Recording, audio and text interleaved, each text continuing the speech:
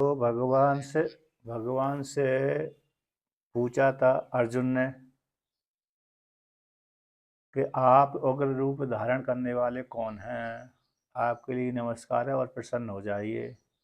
मैं आपकी प्रवृत्ति को, इन चेष्टा को नहीं जान पा रहा, इसलिए आप अपने मुखारबिंद से कहिए आप कौन हैं। तो भगवान ने कह दिया, लोगों को क्षय करने वाला बड़ा हुआ काल हूँ मैं, इन कालों के काल महाकाल हूँ मैं। तो अर्जुन के मन में शंका थी कि मैं युद्ध नहीं करूँगा तो ये राजा लोग नहीं मरेंगे। तो भगवान ने उस शंका को भी समाधान कर दिया। उसके मन में जो इच्छा थी कि यदि मैं युद्ध नहीं करूँगा तो ये बने रहेंगे, कहते भगवान ने कह दिया, तुम्हारे बिना भी ये जितने भी राजागण हैं, तुम्हारे शत्रु पक्ष वाले और मित्र पक्ष वाले, ये नहीं रहेंगे भविष्य में, है ना भविष्यंति सर्वे ऋते अपि त्वा। तुम्हारे बिना भी ये जो राजा गण दिख रहे हैं योद्धा, ये नहीं रहेंगे, जो सांप्रति पक्ष भूता रूप से खड़े हुए हैं।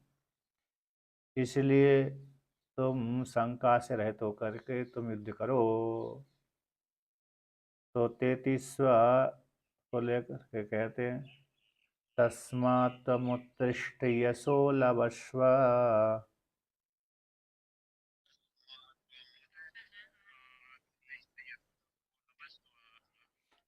जित्वा शत्रून् भुक्त्वा राज्यं समृद्धम्।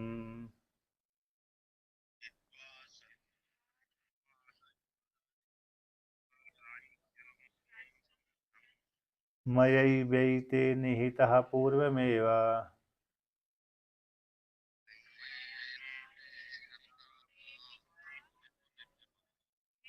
निमित्तमात्रं भव सव्यसाचिन्।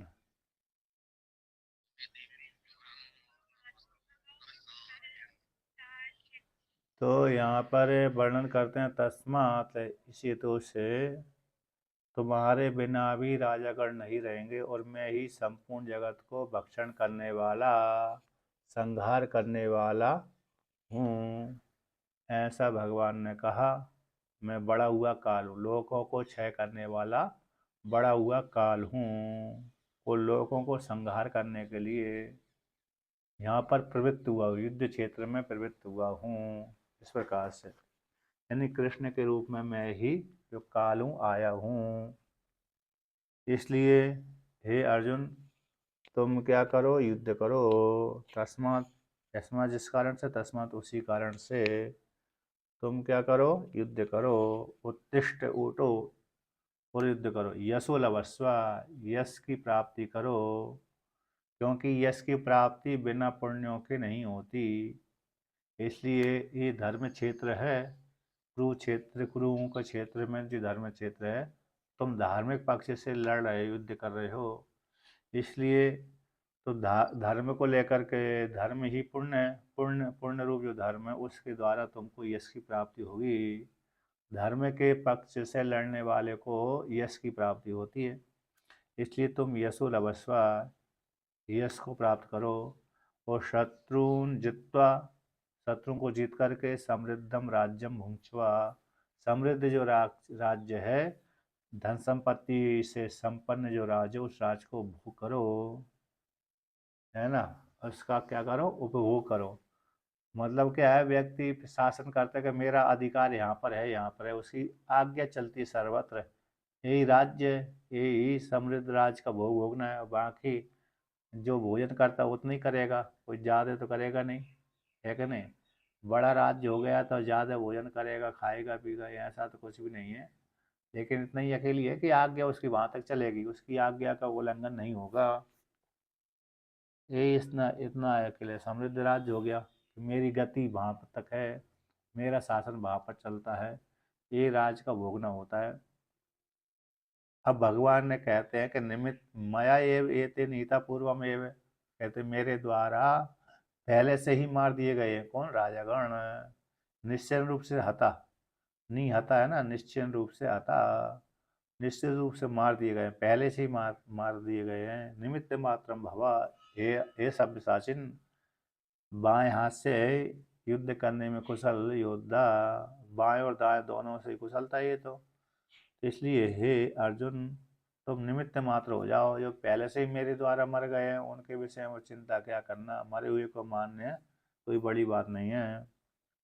भगवान भास्कर कहते हैं तस्मात् त्वमुत्तिष्ठ भीष्म द्रोण प्रभृतयो अतिरथा अजेय देवैरपि अर्जुनेन जितापि जितयति यशो लभस्व केवलम पुण्यर्हि प्राप्यते तत्प्राप्यते जित्वा शत्रुन दुर्योधन प्रभृतीन भुंक्त्वा राज्यम समृद्धम असपत्नम अकंटकम। कहते हैं इसलिए तस्मात् तुसी यस्मात् जिस कारण से मैं बड़ा हुआ काल हूँ, तस्मात् उसी तो भीष्म द्रोण आदि जो अति रहता है अजय है, जो देवताओं के द्वारा भी जिनको जीतना बड़ा देवता भी जिनको जीतने में समर्थ नहीं हो पाते, मतलब कठिन है, देवताओं के द्वारा भी अजय है। हे अर्जुन तुम इनसे युद्ध करो। और अर्जुन के द्वारा जीता ही थी, अर्जुन के द्वारा जीत लिए गए थे, क्योंकि विराट युद्ध में अर्जुन ने सारे भीष्म पितामह को द्रोणाचार्य को हरा दिया था। अब जिनकी शंका थी कि मैं भाई अरे हम सबसे श्रेष्ठ हैं, हम सबसे श्रेष्ठ हैं, जो शंका थी ना, वो शंका विराट युद्ध में समाप्त हो गई थी सबकी। जैसे कर्ण की भी शंका थी कि मैं अर्जुन को युद्ध में पराजित कर दूंगा, बहुत शंका थी उसकी। जब भी कहा था द्विरथ हो युद्ध होगा तो मैं अर्जुन को पराजित करके ही रहूंगा। उसकी पराजय की इच्छा बनी रहती थी, किसी न किसी युद्ध में मैं अर्जुन को पराजय कर दूं, क्योंकि कर्ण ने भी बहुत से राजाओं को पराजित कर दिया था। और जो रंगमंच में कर्ण को इसकी अर्जुन की तो ख्याति थी कि धनुर्धर है, और कर्ण को सहन नहीं हुआ, तो इसलिए कर्ण क्या करता था, अपने को सबसे बड़ा शत्रु अर्जुन को ही मानता था कि इसको किसी न किसी प्रकार से मैं हराऊंगा। तो इसलिए अन्य राजाओं को हराने के लिए इसकी होड़ नहीं लगी रहती थी, किंतु अर्जुन को ही अकेले हराने की इच्छा होती थी। भीम को कहते भीम को भी नहीं, भीम को भी कह हरा दूँ तो उसकी भी इच्छा नहीं होती थी कि भीम को हराने के लिए मैं प्रयत्न करूँ, जानता था भीम को मैं हरा ही दूंगा। लेकिन भीम से हार गया था एक बार कर्ण। गहरे महाभारत युद्ध में ऐसा प्रसंग आता है, भीम ने इतना भयंकर युद्ध किया कि कर्ण डर के मारे भाग गया, यानी मूर्छित भी हो गया था, मारने ही वाला था कर्ण को भीम। लेकिन उसकी जो सारथी थे शल्य राजा शल्य, उन्होंने बचा लिया इस प्रकार से। तो कहते हैं भीष्म है, द्रोण है, जो अति रहते हैं अजय हैं, देवताओं के द्वारा भी अर्जुन के द्वारा विराट युद्ध में जीत लिए गए थे। इस प्रकार से यशो लभस्व केवलम पुण्य तत्प्राप्यते, कहते यश की प्राप्ति पुण्य के द्वारा प्राप्त होती है, इसलिए धर्म युद्ध से युक्त होकर के यश की प्राप्ति करो। शत्रुन जीतवा, शत्रु को जीत करके भी यश की प्राप्ति होती है। हमने शत्रुओं को जीत लिया है तो शत्रुओं को जीतने से हमारी ख्याति बढ़ गई, किसने किसको हरा दिया, अमुक व्यक्ति ने अमुक को हरा दिया। जैसे मल्ल युद्ध होता है तो मल्ल युद्ध में भी ऐसा ही है, मल्ल युद्ध में भी व्यक्ति एक दूसरे से युद्ध करता है, लड़ाई करता है, एक दूसरे को पटक देता है, तो कहते हैं जो जीत जाता है उसकी ख्याति फैल जाती है। इस प्रकार से तो शत्रुओं को जीत करके, शत्रु कौन है, दुर्योधन आदि हैं, उनको जीत करके यश राज्य जो समृद्ध उनको जीत लेंगे तो राज्य उनकी प्राप्ति हो जाएगी। के प्रवृत्तिन बहुत से राजाओं को भुंक्त्वा राज्यम समृद्धम, जिस राज्य को जो असपत्न है, अकंटकम है, बिना कंटक के बिना कांटे के। जैसे किसी मार्ग में कांटे पड़े हैं तो संभल के चलना पड़ता है, अब जिस मार्ग में कांटे नहीं है तो बढ़िया आराम से चलते हैं, कोई कष्ट नहीं होता है। और कंटक वाले मार्ग से चलेंगे तो कहीं चुभ गया तो कष्ट होता है। तो उसी प्रकार से यहाँ पर कंटक कौन थे, शत्रु। तो जिस राज्य में जिसके कोई शत्रु नहीं है वो निष्कंटक रूप से शासन करता रहता है, उसको शंका नहीं होती।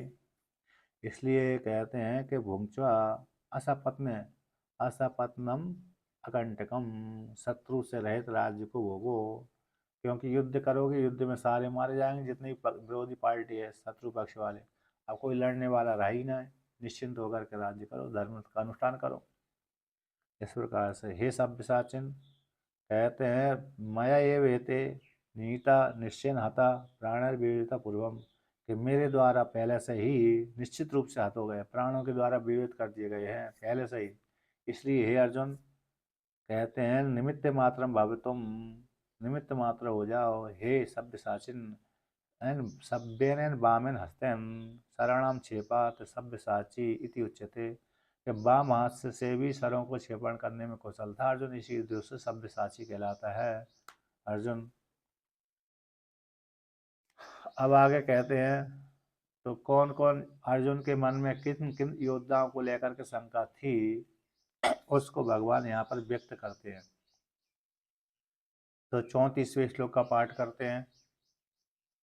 द्रोणम च भीष्मं च जयद्रथं च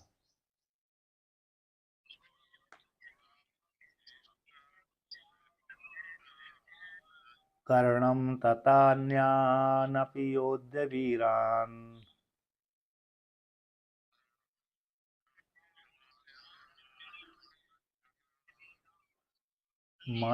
मया हतांस्त्वं जहिमा व्यतिष्ठा।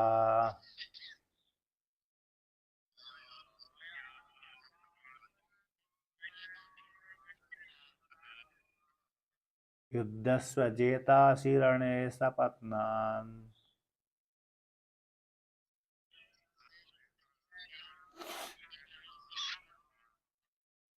तो यहाँ पर भगवान श्री कृष्ण विराट रूप को दर्शन कराते हुए कहते हैं कि जिनके मन में तुम्हारी शंका थी कि इनसे लड़ूंगा तो हो सकता है मैं पराजय हो जाऊं, जीत भी सकता हूँ और हरा भी सकता हूँ। यद्यपि पहले इन सभी को हरा दिया था, फिर भी कुछ विशेष पहले निर्णायक युद्ध नहीं था। अभी मरने और मारने का अलावा दूसरा कुछ नहीं था। पहले तो मूर्छित अकेला था, अभी कौन सा युद्ध है? मरना और मारना दोनों ही है। या तो मरो अथवा मारो, इसके अलावा तीसरा कुछ है ही नहीं है। बीच की संधि समाप्त है। संधि का जो विकल्प था वो सारा समाप्त हो चुका था। तो किस किस से भय था अर्जुन को, संशय बना रहता था? तो कहते हैं द्रोणाचार्य से। द्रोणम चा, द्रोणाचार्य से क्यों? क्योंकि ये अर्जुन के गुरु थे, उन्होंने ही धनुर्वेद के आचार्य है, इन धनुर्वेद का उपदेश किया था इन्होंने ही। जो परशुराम जी से सारा धनुर्वेद प्राप्त हुआ था, इन्हीं को। परशुराम जी को जब भीष्म पितामह ने हरा दिया तो भीष्म पितामह ने जब हरा दिया परशुराम जी को, तो उस काल में भीष्म पितामह से हार जाने के पश्चात परशुराम जी ने प्रतिज्ञा कर ली, आज के बाद मैं किसी भी क्षत्रिय को विद्या नहीं दूंगा। तो जब नहीं दूंगा तो फिर इसलिए कर्ण गया, कर्ण को नहीं दी थी। एंड अन्य जो जितने भी क्षत्रिय वर्ण गए थे ना, क्षत्रिय वर्ण जब गए थे तो उनके, जब भीष्म पितामह से हार चुके थे तब, इसके बाद, इससे पहले जितने भी क्षत्रियों ने विद्या ले ली वो तो अलग बात है, किंतु हारने के पश्चात, भीष्म पितामह से हारने के पश्चात जो भी गए थे क्षत्रिय, उनको मना कर दिया था।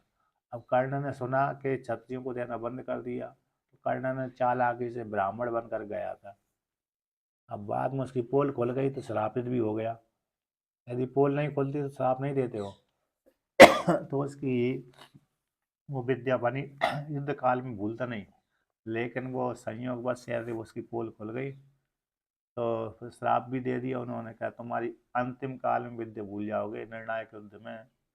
तो इसलिए वो निर्णायक युद्ध में जितने भी मंत्र मंत्र थे, वो तो मंत्र सारे भूल गया था। इन धनु सामान्य जो दिव्य अस्त्रों के मंत्र थे वो सारे भूल भाल गया था, इसलिए अर्जुन के द्वारा मार दिया गया। तो दो दो ब्राह्मणों के द्वारा श्रापित था कर्ण। एक तो जिस एक उसने मार दिया, श्राप दिया था, किसी ब्राह्मण की गाय को मार दिया था बाण के माध्यम से, तो उसने श्राप दे दिया। और परशुराम जी ने अस्त्र विद्या को भूलने का श्राप दे दिया। अब अस्त्र विद्या को भूल दिया तो एक वो तो रथ के पहिया को आदि को लेकर के था। तो दो दो दो ब्राह्मणों के द्वारा श्राप था, इसलिए वहां पर वो, इसलिए भीष्म पितामह ने इसको अतिरथी बोला ही नहीं था। कमजोर कर कहते ये अति सामान्य नहीं होता है। तो इस प्रकार से, तो मतलब यानी भीष्म पिता मतलब कौन है? द्रोणाचार्यों को ब्राह्मण बनकर कर्ण गया था, इसलिए मिल गई थी। लेकिन द्रोणाचार्य को सारे वेदों का मतलब सारे धनुर्वेद का उपदेश कर दिया था इस प्रकार से। और तीसरी द्रोणाचार्य से मालूम अर्जुन को शंका थी कहीं मेरे को पूरा विद्या का उपदेश किया है कि नहीं किया है, और कौन कौन सी विद्या है इनके पास में, और कौन कौन से अस्त्र शस्त्र बचे हैं जो मेरे को हरा सकते हैं, काट मेरे लिए उनका काट ना हो। इसलिए द्रोणाचार्य से डरता था, भाई शंका बनी रहती थी।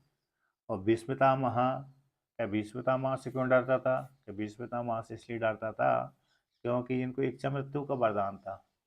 अब मालूम नहीं, एक तो दिव्यास्त्रों से संपन्न थे, द्रोणाचार्य दिव्यास्त्रों से संपन्न थे और भीष्म पितामह भी दिव्यास्त्रों से संपन्न थे। और दूसरी विशेषता है कि इच्छा मृत्यु का वरदान था। अच्छा चलो, भीष्म द्रोणाचार्य श्रेष्ठ थे, जयद्रथ तो इतना श्रेष्ठ नहीं था।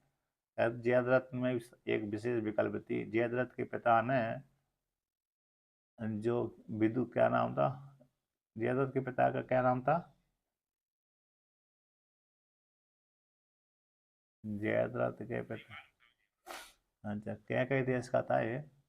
जयद्रथ है कहाँ का था? क्या सिंधु देश, सिंधु नरेश कहलाता है। हैं? क्या था? नहीं, विदुरथ, विदुरथ ऐसे कुछ कुछ नाम था, मालूम नहीं इसके पिता का अच्छा ही नाम था। तो जयद्रथ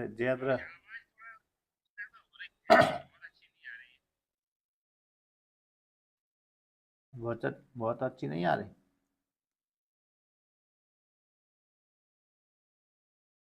यानी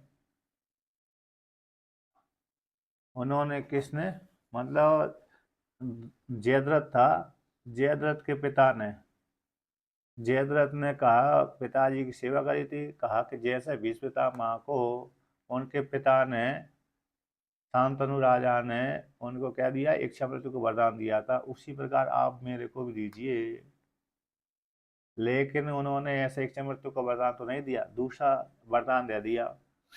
और को जयद्रथ को कौन सा वरदान दिया था, कि जयद्रथ को उसके पिता ने दिया था, उनके पिता ने जो सिंधु देश के राजा थे, कि तुम्हारी मृत्यु, तुम्हारा सर कोई भी योद्धा पृथ्वी पे गिराएगा तो तुम भी मरोगे, तुम तो मर ही जाओगे, लेकिन जो गिराएगा मारेगा उसका भी सर है, उसको भी सर का टुकड़े हो जाएंगे, अतः वो भी मृत्यु को प्राप्त हो जाएगा।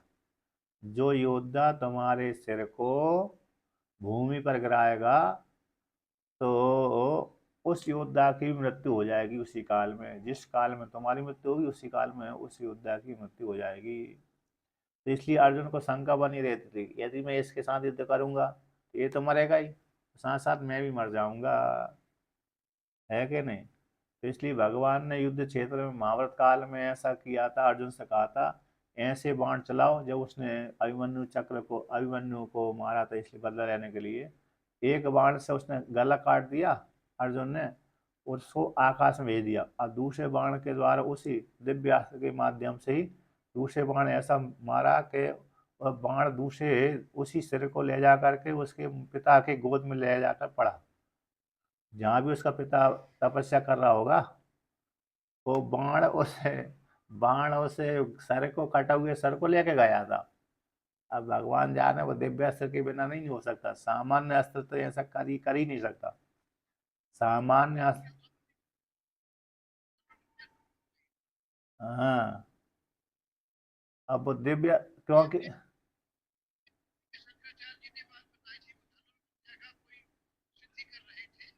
हाँ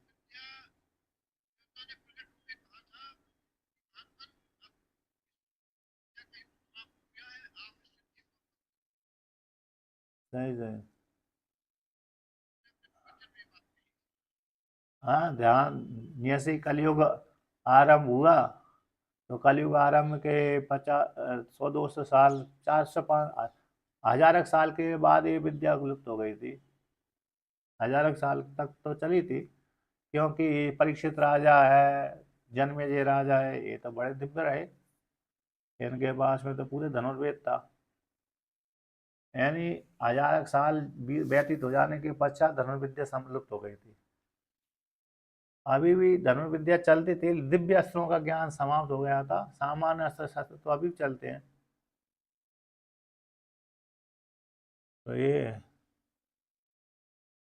तो इसका जयद्रथ का ही था। यानी उसके पिता ने यही वरदान दिया था कि जिस जिस योद्धा तुम्हारे सर को गिराएगा भूमि पर है, उस योद्धा की मृत्यु हो जाएगी। जिसके जिसके हाथ से तुम्हारा सिर पृथ्वी गिरेगा उसकी मृत्यु हो जाएगी। इसलिए अर्जुन ने 2 बाण के द्वारा, एक बाण के द्वारा गला काटा और आकाश में उछाल दिया उसी, और दूसरे बाण के द्वारा तो उसने क्या किया, जहाँ पर उसका पिता अरे तपस्या करा तो उसी गोद में जाकर गिरा। अब पिता तपस्या करते समय देखा कि कौन मेरे ऊपर गिरा, तो अचानक आंखें खोली और उसको सर को नीचे पटक दी, उसकी मृत्यु हो गई पिता की। है ना, तपस्या तपस्या तो कर ही रहे थे, लेकिन वहां पर अब कितनी दूर होगा भगवान जाने। क्योंकि युद्ध क्षेत्र तो वहां कुरुक्षेत्र में चल रहा था।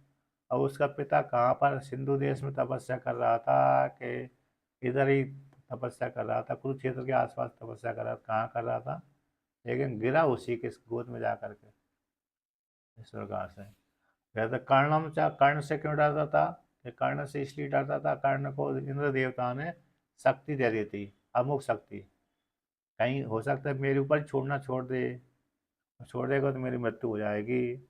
एक शक्ति को लेकर के यही कर्ण से डरता था।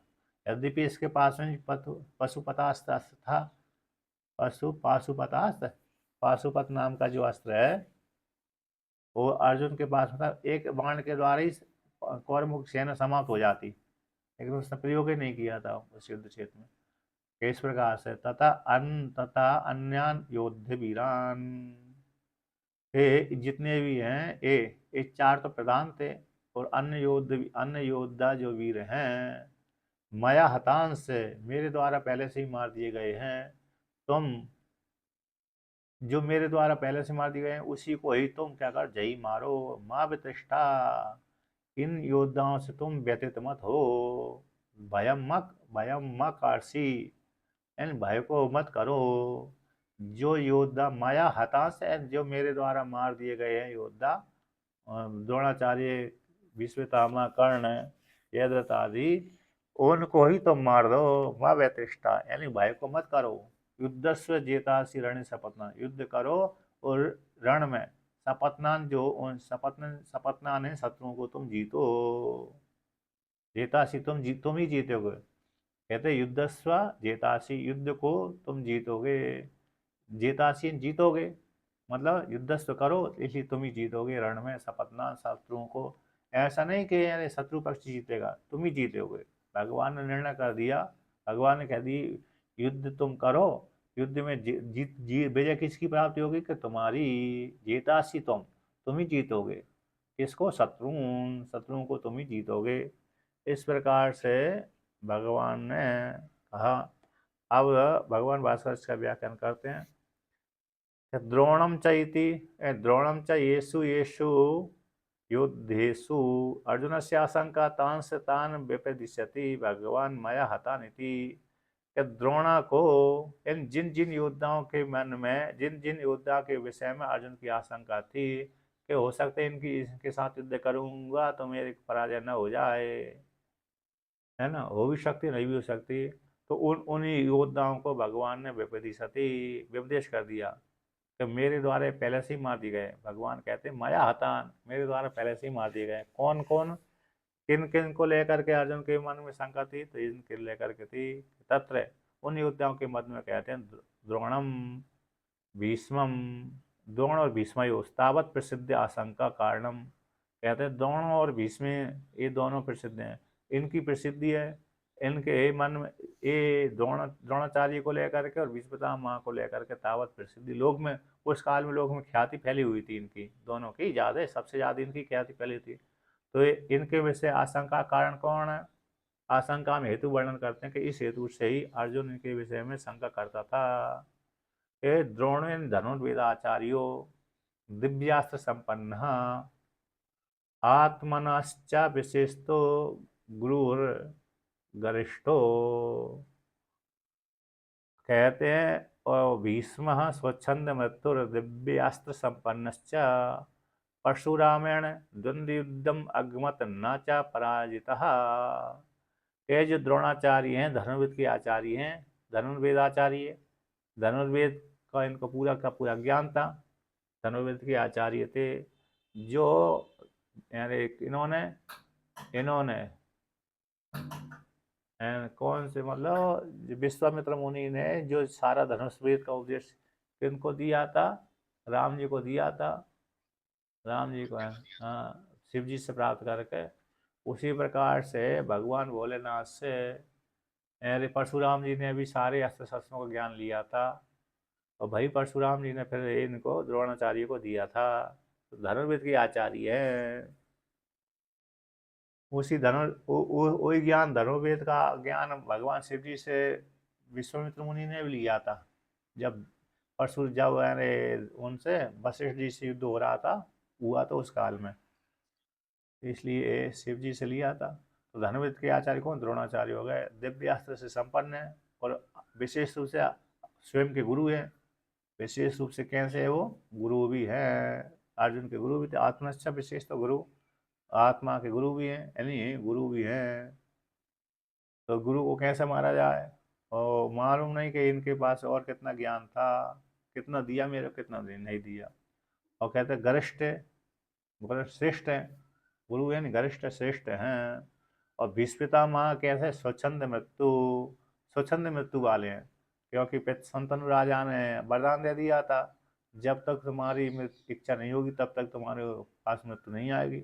अब लड़ते ही रहो, अर्जुन कहाँ तक लड़ेगा, है कि नहीं? जितने भी योद्धा थे उन्होंने अर्जुन ने हरा, भीष्मिता माँ ने काशी नरेश के वो स्वयंवर में गए थे ना, तो सभी को हरा दिया था। और दूसरे यहाँ पर तो चलो वो तो हरा ही दिया, ठीक है, लेकिन यहाँ पर आया है परशुराम द्वंद्व युद्धम अगमत। जब परशुराम जी के साथ द्वंद्व युद्ध हुआ था तो न पराजिता, तो परशुराम जी ने जो 21 बार क्षत्रियों को संहार किया था, तो बड़े बलवान तो थे परशुराम जी, किंतु यहाँ पर द्वंद्व युद्ध में हार गए थे।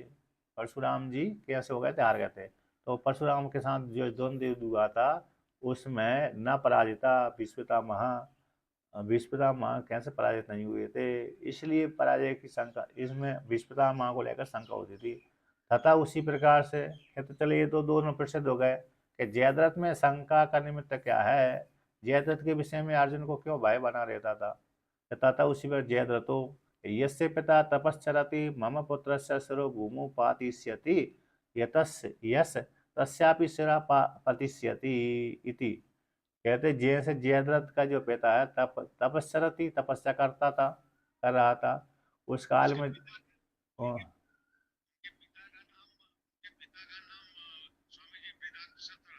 है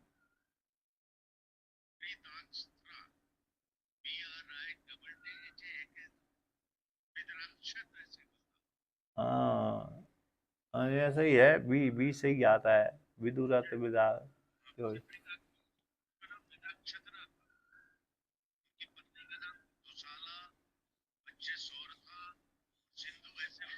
सिंधु देश का राजा तो था, सिंधु देश के राजा। हाँ हाँ, सिंधु देश के राजा, सिंधु नरेश के राजा, सिंधु देश का राजा। क्या कहे, जो भी हो। तो उन्होंने कहते हैं इसने वरदान मांगा था, तपस्या करते थे कि मेरे को भीष्मिता माँ जैसा कैस कर दो, अरे अजय अरे इच्छा मृत्यु को वरदान दे दो। तो उनके पिता ने ऐसा वरदान नहीं दिया था। तो पिता तपस्या थी, तो कहते हैं तपस्या के बल पुत्र मोह तो था ही, तो पुत्र मोह होने के कारण उन्होंने ये वरदान दे दिया कि मम पुत्र से सर्व भूमौ पातिष्यति, कि मेरे पुत्र का सिर जो कोई भी व्यक्ति भूमि में गिराएगा, या पातिष्यति जो भविष्य में गिराएगा, मेरे पुत्र का सिर भूमि पर युद्ध क्षेत्र में पातिष्यति काटेगा, काट करके भूमि पे गिराएगा, है ना, काट करके, पातिष्यति के याद हो गया, काट करके पतली पत्नी गिराएगा युद्ध क्षेत्र में। तो यश जो गिराएगा तस्यापि जो गिराने वाला होगा, जो पातिष्यति भूमौ शिरो पुत्रस्य मम पुत्रस्य, मेरे पुत्र का सिर है जो भूमि पे जो योद्धा काट कर गिराएगा, तो तस्यापि शिरो पतिष्यति, उसका सिर भी गिर जाएगा, उसका सिर भी कैसे हो जाएगा, गिर जाएगा। इस प्रकार से कहाँ गिर जाएगा, भूमि पे गिर जाएगा। अब अर्जुन को इसी विषय शंका रहती है, यदि मैंने युद्ध लड़ा और ये मरेगा भूमि पे तो गिर ही जाएगा, मेरे द्वारा मारेगा, लड़ेगा तो मेरे मेरे द्वारा मारा जाएगा, और साथ साथ ये तो मरेगा मेरे को ही मार देगा, मेरे को भी ले जाएगा, है ना।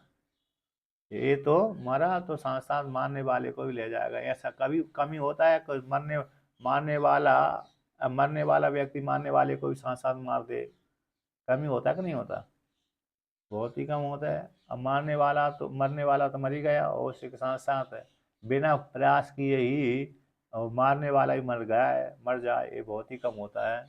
यहाँ पर तो बिना प्रयास के ही मारने वाला ही मर रहा था, इसलिए अर्जुन को शंका बनी रहती थी कहीं इसके साथ दूंगा और मैंने जो आवेश में अगर इसको मार दिया तो ये तो मरेगा, साथ साथ मैं ही मर जाऊंगा, तो इसलिए डरता था, मतलब डरने का अर्थ यही था। और दिव्य अस्त्र संपन्न इति संबंधा, यहाँ पर भी कहते हैं इसके पास भी दिव्य अस्त्र से संपन्न है, क्योंकि शिव जी से वरदान लिया था इसने भी जयद्रथ ने एक बार एक तपस्या करी, तपस्या द्वारा शिव जी ने वरदान दे दिया था, तो कहा कि मेरे को पांडव ऊपर विजय प्राप्त होने का वरदान दीजिए, उनका अर्जुन को छोड़ करके एक दिन तुम्हारी विजय प्राप्त होगी, अर्जुन को छोड़ करके। अब उन्होंने पांडवों के इतने भी ऐसा ही वरदान मांगा कि अर्जुन क्यों है, अरे पांडवों के ऊपर विजय प्राप्त हो जाए, ऐसा मेरे को वरदान दो। अब दिव्य अस्त्रों का ज्ञान पूरा मांगना चाहिए, सारे दिव्य अस्त्र मेरे को प्राप्त हो जाए, मेरा शरीर वज्र के जैसा हो जाए, तब तो बात अलग होगी थी। लेकिन सामान्य वरदान मांगा, जबकि शिव जी प्रसन्न हो गए थे। तो महाभारत में आता है कि जयद्रथ ने थोड़े से दिन में ही, यानी 2 महीना, 2-4 महीने में ही भगवान शिव जी को प्रसन्न करके साक्षात्कार कर लिया था। और भगवान भी ऐसे है ना, महाभारत काल के युद्ध के योद्धाओं को भगवान ने जल्दी जल्दी दर्शन दिए थे। भोलेनाथ ने जो भी साधकों ने तपस्या करी थी, तो भगवान भोलेनाथ तो उसको जल्दी दर्शन दे दिए थे। जैसे अश्वत्थामा को तो 2 घंटे में ही दर्शन दे दिए थे, दो, ऐसा आता है। तो अब देखो कर्ण को लेकर के आता है, तो कर्ण को लेकर के भी कैसा है कि कर्ण हो अपि वासव दत्ततया शक्त्या तु अमोघया संपन्ना सूर्यपुत्र कानिनो यतो अतस्तन्नाम्ना एव निर्देशा। कहते जो कर्ण है, कर्ण भी वासव के द्वारा, वासव बोलते हैं इंद्र देवता, तो क्योंकि इंद्र देवता उससे ब्राह्मण बन करके दिव्य कवच कुंडल को लेकर चले गए थे। कौन ले गए थे, दिव्य कवच और कुंडल को लेकर के चले गए थे। और बदले में जब उसने दे दिया था दिव्य कवच कुंडल, तो बदले में इंद्र देवता ने उसको एक शक्ति दी थी, अमुक शक्ति, कि जो इस शक्ति को तुम जिस योद्धा के ऊपर छोड़ोगे फिर निश्चित रूप से मर जाएगा, लेकिन एक बार ही ये काम आएगी, दूसरी बार काम नहीं आएगी, दूसरी बार तो ये ऐसी शक्ति कुंठित हो जाएगी, मेरे पास में जाएगी पुनः शक्ति, एक बार ही चला सकते हो, दूसरी बार इसका प्रयोग नहीं कर सकते।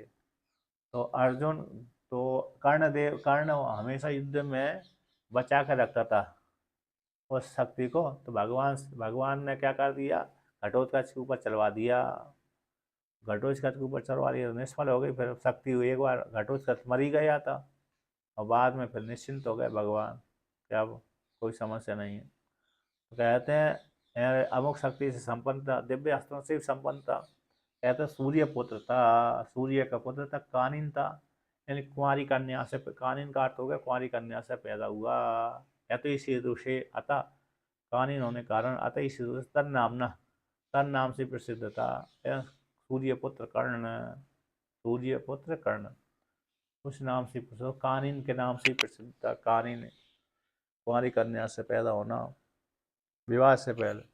अच्छा इसका प्रसंग ये आता है कि इसका कि जो कर्ण था तो एक राक्षस ने अरे वरदान मांगा था भगवान से, ब्रह्मा जी से, तो शिव जी से, कि मेरे को इतने कवच 1000 कवच प्रदान करें, तो जब तक ये मेरे 1000 कवच न टूटे तब तक मेरी मृत्यु न हो। और वो राक्षस था, राक्षस हमेशा देवताओं को, ऋषि मुनियों को परेशान ही करते रहते हैं। और कहते जो व्यक्ति जो मेरे को मारेगा, जो मेरा कवच को तोड़ेगा, उसकी मृत्यु हो जाएगी। जो मेरे कवच को तोड़ेगा उसकी मृत्यु हो जाएगी। तो कोई राजा इसके साथ युद्ध नहीं कर पाता था, कोई भी राजा देवता आदि युद्ध नहीं कर पाता था। तो भगवान ने कहा, सहस्त्र कवच नाम का एक राक्षस था, सहस्त्र कवच, उसने भगवान ब्रह्मा जी से अथवा शिव जी से वरदान मांगा था कि मेरे को 1000 कवच प्रदान करें, और जो कोई भी योद्धा मेरे को एक एक कवच तोड़ेगा उस योद्धा की मृत्यु हो जाएगी। और वो अरे कवच है ना, वो कवच भी प्राप्त शक्ति अर्जन करने के लिए उसको कई हजार वर्षों तक तपस्या करनी पड़ेगी। तो अब ऐसा उसने वरदान मांग लिया था 10,000 वर्ष का लेकर के, अथवा 1000 वर्ष को लेकर के, तो ऐसा वरदान मांगा था उसने। तो अब कोई भी राजा उससे युद्ध नहीं लड़ता था, क्योंकि जो लड़े एक कवच तोड़ेगा तो राजा की मृत्यु हो जाए। तो कोई राजा ने उसके ऊपर आक्रमण ही नहीं किया। अब वो, और देवता भी उससे डरते थे। तो भगवान विष्णु ने नर और नारायण का रूप धारण किया, अवतार लिया धर्म के पुत्र के रूप में। अब वो नर नारायण अवतार धारण करके उन्होंने विद्या अर्जन कर ली, जीवित होने की विद्या। एक एक भाई मर जाता था तो दूसरे भाई को जीवित कर देता था, मतलब पुनर् मरे हुए को जिंदा करने की विद्या उन्होंने ले ली थी भगवान से ही। तो इस प्रकार से नर नारायण ने मृत संजीवनी विद्या ले ली थी, मरे हुए को पुनर्जीवित करना। तो क्या करते थे, जब वो युद्ध करते थे तो एक भाई तपस्या करता था, दूसरा भाई युद्ध करता था। तो भगवान नारायण युद्ध करते थे, तो युद्ध करते करते उसका राक्षस का एक कवच तोड़ देते थे, तो भगवान नारायण की मृत्यु हो जाती थी। अब नारायण की मृत्यु हो जाए उस काल में नर तपस्या करते रहते थे, तो नर जब मृत्यु हो गई, एक कवच टूट गए, उसी प्रकार से नर ने उसको जीवित कर देते नारायण को। अब नारायण तपस्या करते थे, नर युद्ध करते थे, तो नर के द्वारा एक कवच टूट जाएगा तो नर मृत्यु प्राप्त हो जाते थे, तो वो पुनः नारायण पुनः जीवित कर देते थे, तपस्या करते थे। बद्रीनाथ में तपस्या का अर्थ है कि वहाँ पर तपस्या करने से कई हजार वर्षों का अरे पुण्य वो मिलता है। जैसे अन्य जगह पे तपस्या करेंगे तो उतने दिन गिने जाएंगे, किंतु बद्रीनाथ क्षेत्र में तपस्या करने से एक दिन तपस्या करो तो 10,000 वर्षों का अरे बराबर फल मिलता है। ऐसा आता है, 1000 दिनों का हुए अथवा 10,000 वर्षों का हुए या 10, हाँ ऐसा ही 100 वर्ष अधिक माल है, मतलब वहां पर एक दिन तपस्या करना मतलब अरे ज्यादा दिनों का फल मिलना, ऐसा आता है वहां पर। तो बद्रीनाथ में रहकर तपस्या करते युद्ध करते थे। और इस प्रकार से उन्होंने तोड़ते वो राक्षस के कवच तोड़ते तोड़ते दोनों भाइयों ने मिलकर के हमें 1000 में से एक बचा था, सारे 999 तोड़ दिए। अब उसको राक्षस को लग गया डर, भय लग गया। तो पुनः वही राक्षस से किसकी शरण में जाऊं, किसकी शरण में जाऊं, तो भयभीत होकर के सूर्य की शरण में चला गया। पुनः नर नारायण उसको मारने के लिए गए, तो नर नारायण से सूर्य भगवान ने कह दिया ये मेरे शरण में आ गया, मैंने इसको शरण दे दिया, अब इसको नहीं मार सकते, तो लौट कर आ गया। उनका नर नारायण कहा हमने इसको छोड़ेंगे नहीं।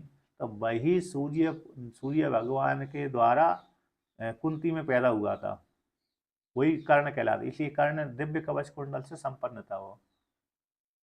ऐसा किसी मैंने मुखारबिंद से पढ़ा था, मतलब ऐसा प्रसंग है लगभग लगभग।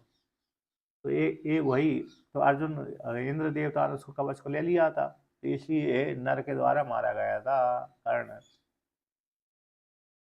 है ना। एक आपने कहानी नहीं सुनी होगी, मैंने एक महात्मा जी सुनी थी।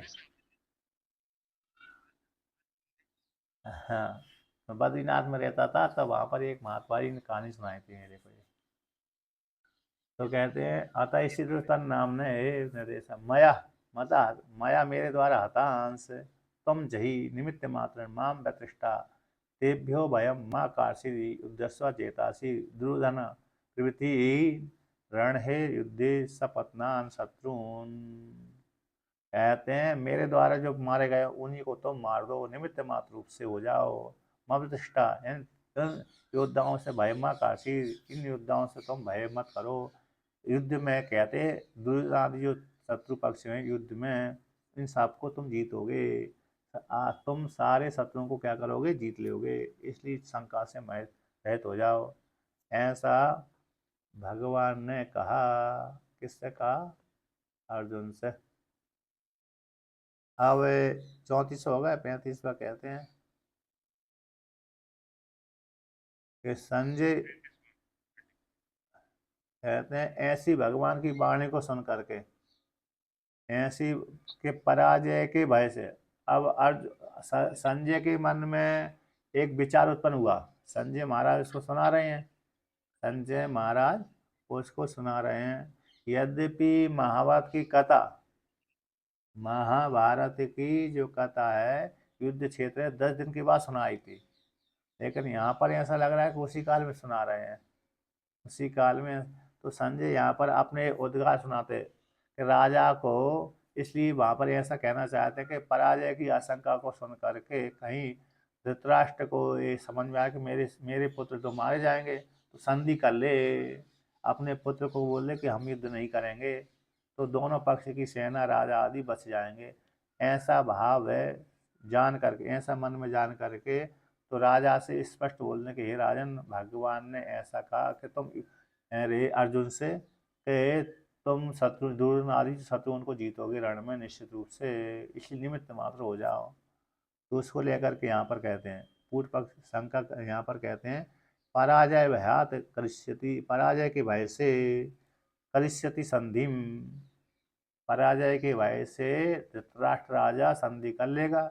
इति बुद्धि के द्वारा, ऐसी बुद्धि से संपन्न होकर के संजय राजा को वृत्तांत उक्तवान, जो घटना घट गई थी उसको अरे कहता है, जो वृत्त चल रहा था, घटना चल रही थी उसको सुनाता है। राजा अपने पुत्रों के पराजय के भय से संधि कर लेगा, इस बुद्धि से युक्त होकर संजय राजा से सुनाता है। राजा से मतलब धृतराष्ट्र राजा से कहता है, इस प्रकार की वाणी को कहता है। तो कहता है तो हो सकता है राजा सुन लेगा तो फिर संधि के लिए वो भेज देगा, क्या भेज देगा, संदेश भेज देगा कि मेरे पुत्र युद्ध मत करो, आधा आधा राज बांट लो, है ना, तो युद्ध नहीं करेंगे, आधा आधा राज बांट लेंगे तो फिर कोई समस्या नहीं है, तो दोनों दोनों पक्ष की सेना बची रहेगी। किंतु धृतराष्ट्र ने सुनाई नहीं, है ना। आप क्या क्या नहीं सुना, क्या भवितव्य विषय से उसने सुनाई ना, तो उसको लेकर के यहाँ पर वर्णन करते हैं कि संजय वाचा,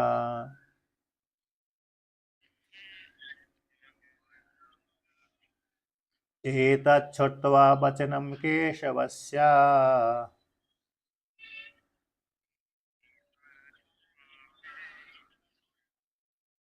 कृताञ्जलिर्वेप्यमानः किरीटी,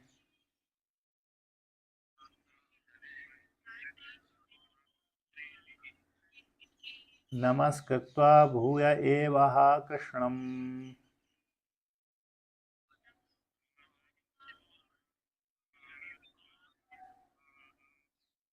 सगद्गदं भीता प्रणम्य।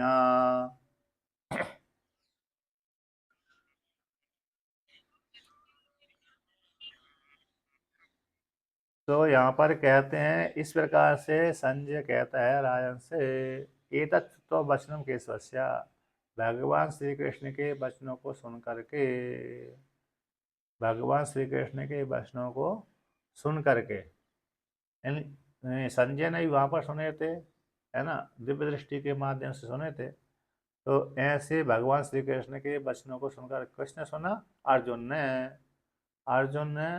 सुना और धृतराष्ट्र को सुनाया था संजय ने। तो केशव के वचनों को सुन करके अर्जुन ने किसके वचनों को सुनकर, केशव के, किसने सुना, अर्जुन ने। तो अर्जुन ने केशव भगवान के वचनों को सुन करके कृतांजलि, हाथ जोड़ करके बेपैमाना किरीटी, कहते कांपता हुआ जो किरीटी है, यानी दिव्य मुकुट को धारण करने वाला अर्जुन। एक देवता ने दिया था, इंद्र देवता ने इसको मुकुट दिया था अर्जुन को, दिव्य मुकुट। इस प्रकार से तो किरीट शब्द उसी का वाचक है। तो ऐसे हाथ जोड़ करके कांपता हुआ जो अर्जुन है, नमस्कृत्वा, नमस्कार करता है, नमस्कार करके भूया एव आह कृष्णम, पुनः पुनः भगवान को कहता है। सगद गदम भीते भीता प्रणम्य, कहते भयभीत, कंठ से अवरुद्ध वाणी होकर के, कंठ से अवरुद्ध वाणी होकर के और भयभीत होता हुआ प्रणाम करके भगवान श्री कृष्ण को कहता है, बार बार प्रणाम करता है यहाँ पर, प्रणम्य, हे हे माँ, हे प्रभु प्रसन्न हो जाइए, शांत हो जाइए, क्योंकि उस काल में विराट रूप ही देख रहा है। कैसा देख रहा है उस काल में? चतुर्भुज में नहीं है वो, भगवान श्री कृष्ण का रूप चतुर्भुज में नहीं बल्कि विराट रूप ही है। और विराट रूप में जो चल रहा है, रूप का दर्शन हो रहा है, तो साथ साथ विकराल रूप भी दिख रहा है।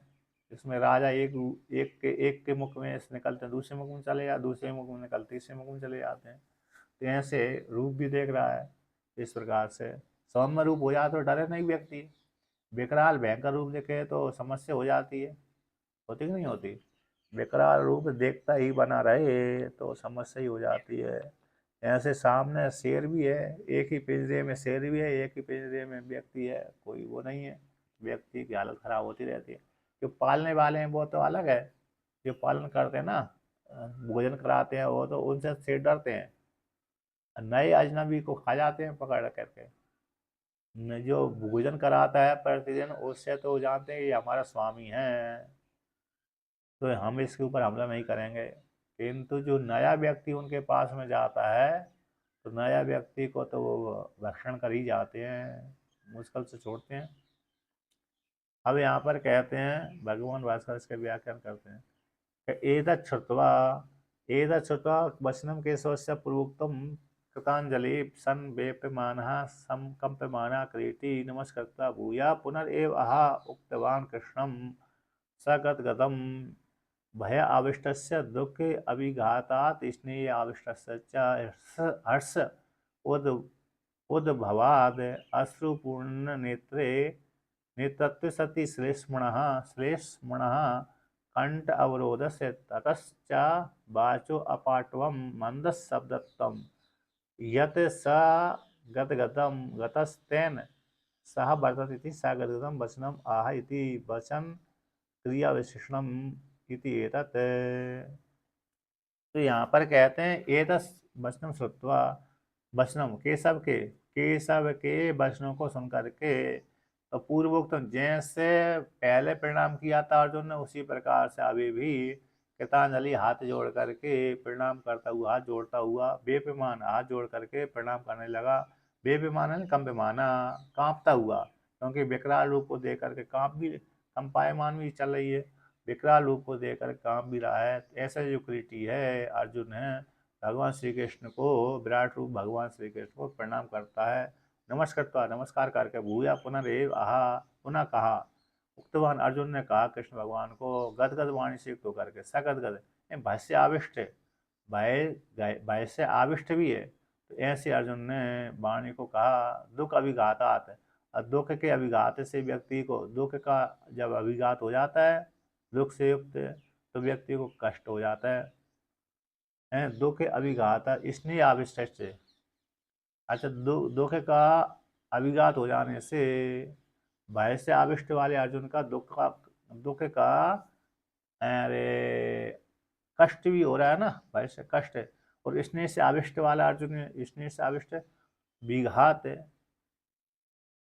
अभिघात, अभिघात का अर्थ हो गया दुख का अभिघात हो गया, दुख का नाश है। क्योंकि भगवान के इस प्रकार के रूप प्रदर्शन करके उसको भय तो वो तो समाप्त हो गया, दुख जो था कि मैं मारूंगा क्या होगा, और दूसरा लेकिन भय लगा हुआ इस प्रकार के भयंकर रूप को देख करके। और प्रेम भी है, कैसा है? प्रेम भी है कि भगवान श्री कृष्ण ही है ये दुख को नाश करने वाला।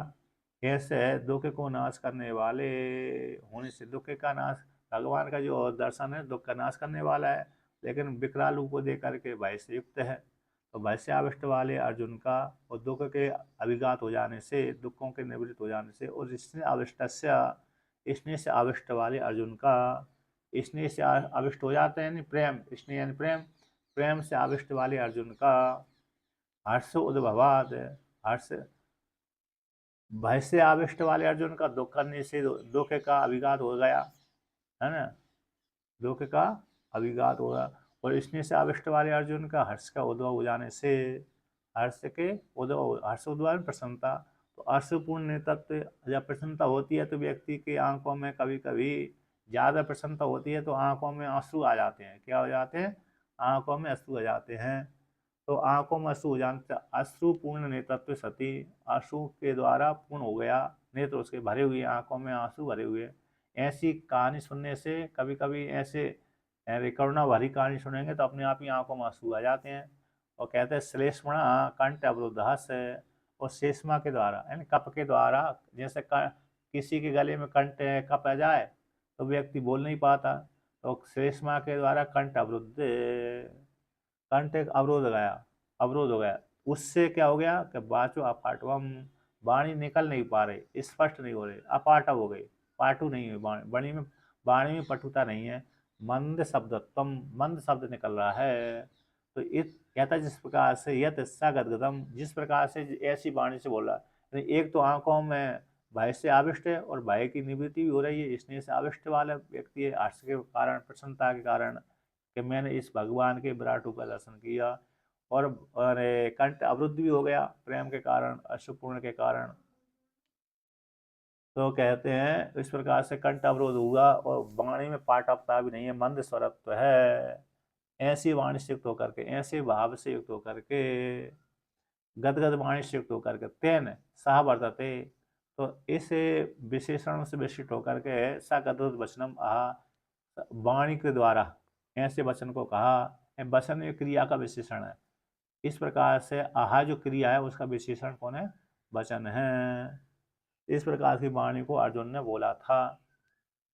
तो कहते हैं भीत भीता पुनः पुनर् भय आविष्ट चेता सन प्रणम्य प्रभिभूत्वा आह इति विवते संबंधा, जब भयभीत होता हुआ बार बार, क्योंकि इस इतने विकराल रूप को देख करके भयभीत हो जाता, तो भय से आविष्ट चित्त है जिसका, ऐसे अर्जुन का भय से आविष्ट चित्त वाला होता हुआ प्रणम्य, प्रणाम करके, प्रभिभूत्वा नमस्कार करके, साष्टांग प्रणाम आदि करके, विभूत का आहा, अर्जुन ने कहा, इस प्रकार दूर से संबंध जोड़ लेना चाहिए। अर्जुन ने इस प्रकार से प्रणाम करके भगवान से वाणी कहा। अत्र अवसरे, जब ऐसी वाणी कहा, इस वाणी को सुन करके यहाँ पर भगवान भास्कर कहते हैं कि संजय महाराज ने धृतराज को एक कहानी सुनाई थी कि अत्र अवसर में संजय वचनम साभिप्रायम, इस अवसर में संजय का जो वचन, संजय वाचक क्यों कहा भाई, संजय वचन क्यों आ गया बीच में, जब यहाँ तो भगवान श्री कृष्ण अर्जुन का संवाद चला था, तो संजय महाराज ने के बीच में वाक्य कहाँ गए, क्यों प्रसंग आया, तो उसको लेकर कहते हैं कि अत्र अवसर, इस अवसर में संजय के वचन का अभिप्राय कहते हैं कि क्यों इस प्रकार की संजय कहते हैं अपने मन का अभिप्राय।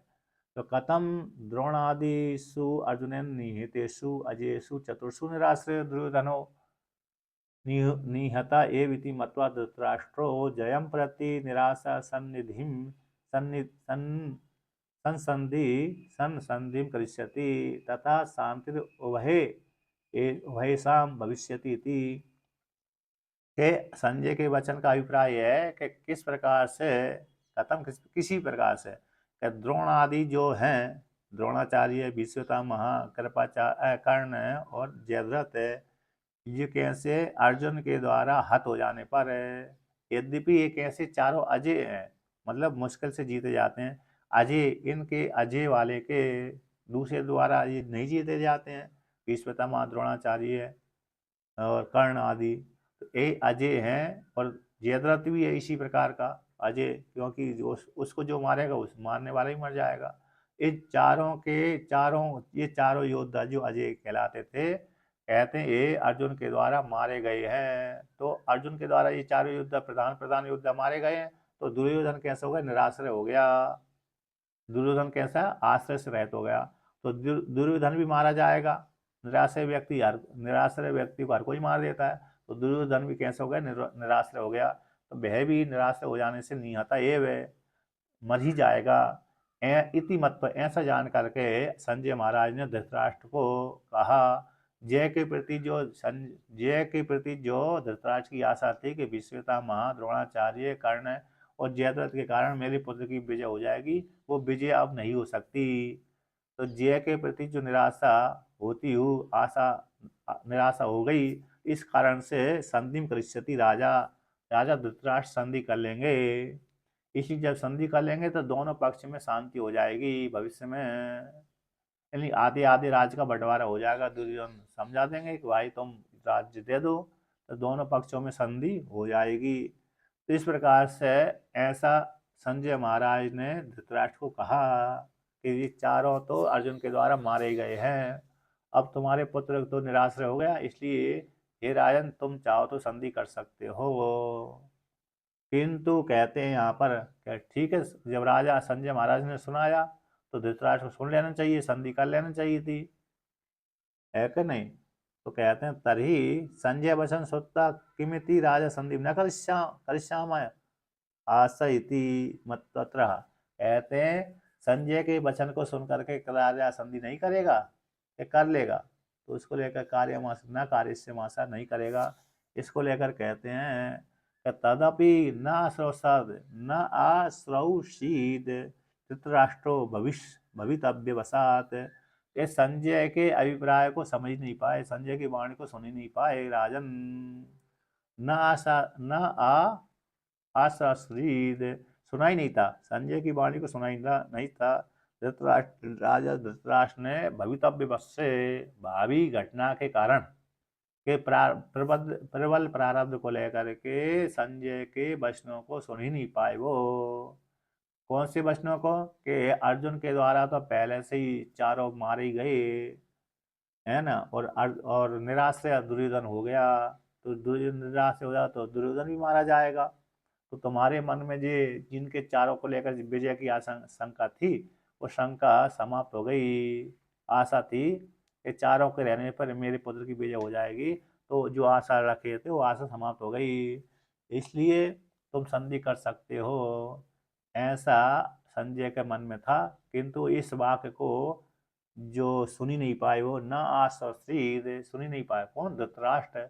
जब धृतराष्ट्र नहीं सुने तो इसमें हेतु क्या दिया, भवितव्य वसात, यानी प्रारब्ध ऐसा ही था उनका, यानी भावी घटना घटना ही थी, युद्ध होना ही था, संधि हो ही नहीं सकती थी।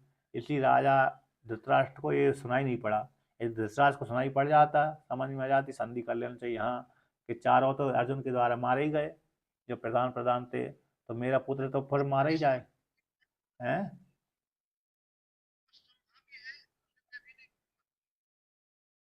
नहीं तो धृतराष्ट्र अवश्यंभावी है, इसलिए धृतराष्ट्र को वाणी समझ में नहीं आई, सुन ही नहीं पाए ना सशरीर।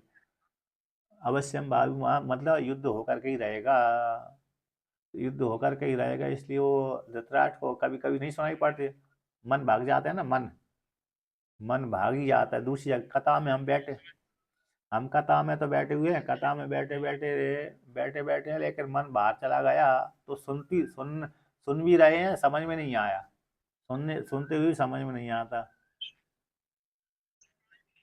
हाँ नहीं, जबकि लग जाती है, तो दूसरी बात है ना, जहाँ पर तर्क का विषय आता है ना, तर्क का विषय जहाँ पर शास्त्रार्थ होता है, वहां पर व्यक्ति का दिमाग ही खराब हो जाता है ज्यादातर। तो वहां पर सुनते सुनते समझ में नहीं आता है, तो मन वहां पर चंचल हो जाता है। तो उसी प्रकार से यहाँ पर भी इनको तो इसलिए भगवान कहते हैं, भगवान भास्कर कहते ना सुश्री धृतराष्ट्र से भवितव्य वसात, अवश्यम भावी घटना के कारण भवितव्य ऐसे ही होना ही था, भगवान की इच्छा थी। इसलिए संजय के अभिप्राय जान ही नहीं पाए। संजय का जो अभिप्राय था कि चारों तो अर्जुन के द्वारा मार दी गए, अब आपका पुत्र निराश हो गया, तो इसलिए वही मारा जाएगा। जब मारा जाएगा तो ऐसे सुनकर तो पुत्र मारा जाएगा, तो पुत्र की मारे जाने की वाणी सुन करके तो संधि कर ले, है ना, पुत्र भी। तो दुर्योधन निहता ये भी थी, यहाँ पर भगवान भास्कर कहते ना, निराश जो दुर्योधन है वो निहता एव है, वो भी मारा ही जाएगा। नीता एव कर दिया, मारा ही जाएगा। ऐसा जान करके इति मत्व, ऐसा जान करके धृतराष्ट्र जय के प्रति जो आशा निराशा हो जाएगी, इसलिए संधि कर लेके धृतराष्ट्र, किंतु वो दोनों पक्ष शांति हो जाएगी। तो सुनाई नहीं, ये वाणी को सुनाई नहीं, फिर दुर्योधन भी मारा जाएगा, ये वाणी को सुनाई नहीं उसने। चारों तो ठीक है मर ही गए, कर्ण भीष्म, कर्ण है, द्रोणाचार्य, कृपाचार्य है, मतलब ये कर्ण है, अरे जयद्रथ है, भीष्मपितामह है, द्रोणाचार्य, ये तो मर ही गए, किंतु तुम्हारा पुत्र भी मारा जाएगा। ये बात सुन ही नहीं पाए। जब नहीं सुना तो भवितव्य हेतु है, भविष्य की घटना घटना ही थी, युद्ध रुकना ही नहीं था। इसको वो है ना, एक भगवान भगवान श्री कृष्ण युद्ध समाप्त करके अपने देश को जा रहे थे, इन द्वारका नगरी को जा रहे थे। भगवान श्री कृष्ण महाभारत युद्ध समाप्त करके पांडवों को राज्य दे करके अपने देश को, गुजरात देश को जा रहे थे, गुर्जर प्रदेश, अनर्थ देश को जा रहे थे। कहाँ जा रहे थे? अनर्थ देश को। जो द्वारका नगरी है ना, अनर्थ राजा के राज में बसी हुई है, तो इसलिए अनर्थ देश कहलाता होता। अनर्थ अनर्थ नाम के राजा हुए थे किसी काल विशेष में, सतयुग में, उन्हीं के नाम से वो क्षेत्र कहलाता है, इस अनर्थ देश है। रैवत देश भी कहलाता है, रैवत पर्वत के ऊपर बसी हुई है, रैवत देश कहलाता है। यानी बाद में बाद में द्वारका नगरी पड़ती है नाम, लेकिन पहले उसका नाम था अनर्थ देश। उसी राजा के, रैवत पर्वत की, रैवत राम के जो राजा हुए ना,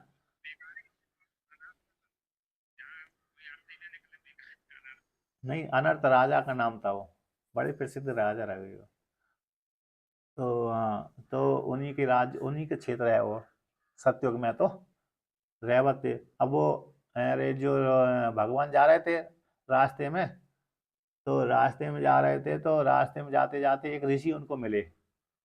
ऋषि, तो ऋषि ने कहा कि भगवान, ऋषि ने कहा कि हे कृष्ण, तुम सामर्थ्य वाले होते हुए तुमने युद्ध करा दिया और कौरव पांडवों को लेकर सभी को मरवा दिया। तुम चाहते तो संधि कर सकते थे, इसलिए तुमने संधि नहीं करी, तुमने जानबूझ करके ही उनको मरवाया, तुमने ही मारा, इसलिए मैं तुमको श्राप देता हूँ, तुमको मैं श्राप देता हूँ। तो भगवान से ऐसा बोला उन्होंने, उस ऋषि ने। उन ऋषि का नाम अच्छा ही है, अरे कोई जो जन्मेजय राजा का यज्ञ करवाया था उसी ऋषि ने। जन्मेजय राजा का यज्ञ किसने करवाया था? जो ऋषि का नाम है, सर्प यज्ञ है ना, सर्प यज्ञ, उसी ऋषि ने ही करवाया था। और विश्वामित्र मुनि का अथवा गौतम मुनि का शिष्य है।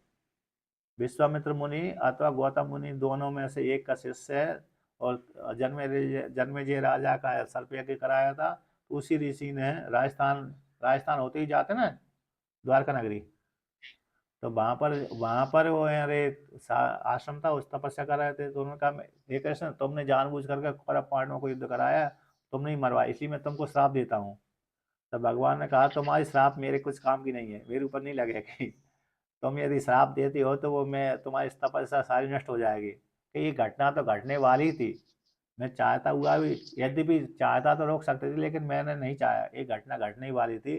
और तुम मेरे को श्राप दोगे तो उससे मेरे को हानि होने वाली नहीं है, तुम्हारी तपस्या नष्ट हो जाएगी। तो ऐसा और दे दिया, भगवान ने कह दिया। आधा उस ब्राह्मण को श्राप श्राप नहीं देने दिया।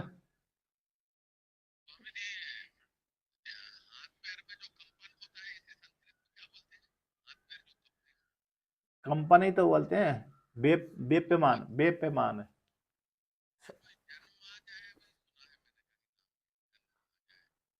जन्मेजय, नहीं, उसके जन्मेजय क्या होता है, जन्मेजय नाम है। अरे उसके नाम को सुन करके राजा लोग डर जाते थे, ऐसा उसका प्रताप था। कंपेमान, एजरी कंपनी धातु है, एजरी कंपनी धातु है, एजरी कंपनी धातु है। तो जन्म जन्म एजय, एजरी कंपनी धातु है, तो जन्म एजय, दो शब्दों को लेकर के अरे सब नाम बनता है जन्मेजय। तो जो शत्रुओं को कपा दे उसको नाम जन्मेजय है, बड़ा बलवान था वो। हाँ, सभी जगह।